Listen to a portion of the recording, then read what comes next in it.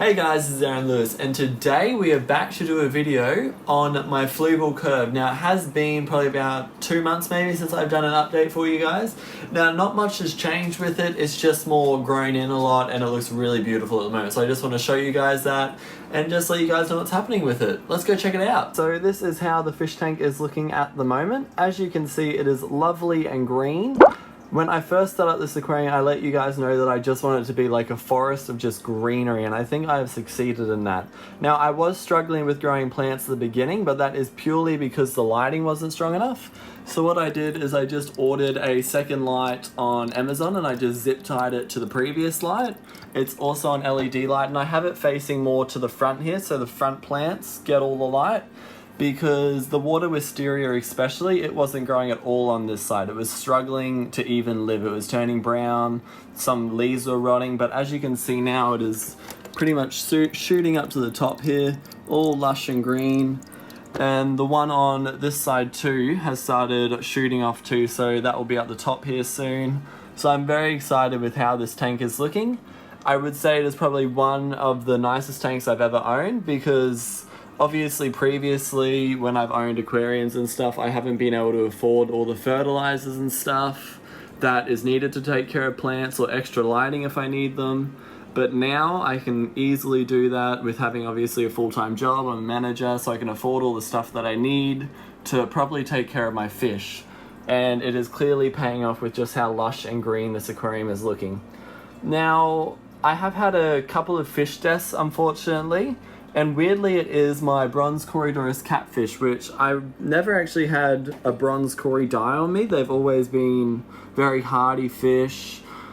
But I originally started off with 6, and now I only have 3. So I've lost 3, and they all died within a week too. So I'm still very uncertain what caused it. None of my other fish were affected. I did have one female swordtail die though, but I think that I'm uncertain what caused that. But none of the rasboras died. My bristlenose catfish is still doing good. Don't know if you can see him back there. But it was just my bronze Corys that have been dying, and I'm still uncertain what it was. I checked all my water parameters, everything was good. I did a water change after every single death, even though I do my weekly water changes. So I still don't know what was happening. Yeah, I know they should probably be in a bigger school, but I'm just a bit worried to buy more Corydoras catfish in case more die. I am thinking maybe I will switch to the albino Corydoras, maybe to match my albino bristlenose catfish, and we'll see how they go. I've heard they are a bit more hardier than the bronze Corydoras catfish, but even saying that, I thought the bronze Corys were very hardy fish, but after losing 3 within a week, I don't really know what happened there. So yeah, I might be doing that. I am on leave now for the next 2 weeks, so I might be going out to the pet shop and getting some more Corydoras catfish. So I guess we'll see what happens there. But apart from that, I would say this aquarium is looking absolutely amazing at the moment. Apart from those Corydoras catfish losses and the one swordtail, I'd say this tank is going pretty good. Let me know if you guys like the overall look at the moment. As I said, it is probably one of the nicest looking aquariums that I've had, just because I can afford all the fertilizer and stuff that is needed for it, but it is very lush and green at the moment.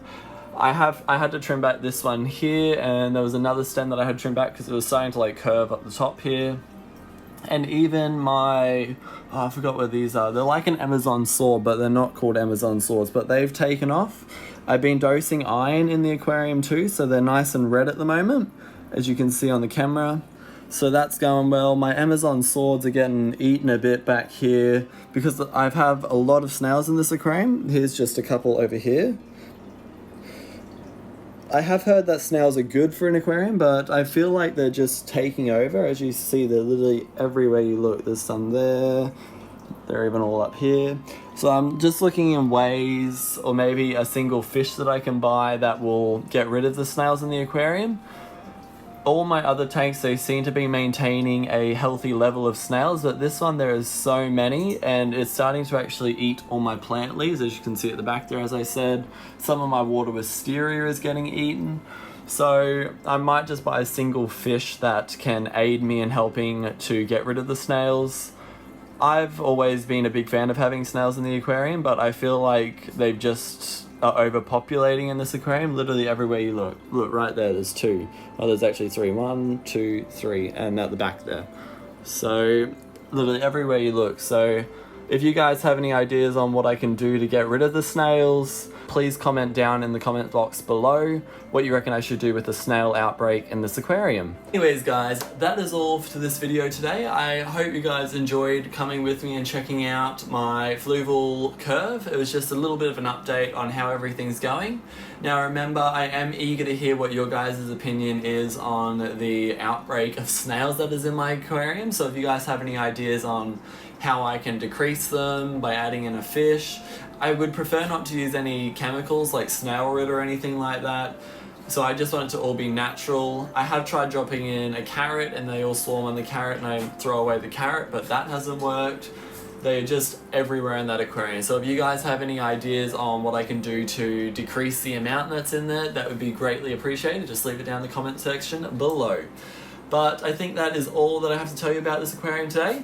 Thank you so much for staying and watching this video. Now please subscribe to my YouTube channel if you already haven't. I think it's, I forgot what it was, but barely any people that view my videos are actually subscribed to my YouTube channel. I'll put up the statistics on the screen now, but it just really helps if you guys subscribe to my YouTube channel. It helps me put out more videos.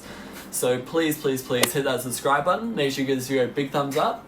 Go check out my social media accounts, which are always down in the description box below, and stay tuned for more videos. Have a good one, guys. Goodbye.